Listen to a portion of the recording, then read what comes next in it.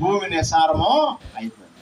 కొత్త ప్రార్థన పట్టురండి, దాంట్లో ఉప్పు వేయండి అని చెప్పినప్పుడు, వారు ఉప్పు తెచ్చినప్పుడు ఆయన ఉప్పు వేసి దీన్ని దేవుడు బాగు చేశాడు, దీంట్లో ఇక నిసారమైంది లేదు అని వారితో చెప్పినట్లుగా చూస్తాం. దేవుని వాక్యం అనే ఉప్పు మనలో పడితే నిసారమైన మన బ్రతుకు సారవంతమైనదిగా మారుతుంది, ఆశీర్వాదకరమైనదిగా మారుతుంది, అనేక మందికి దీవెనకరముగా మారుతుంది.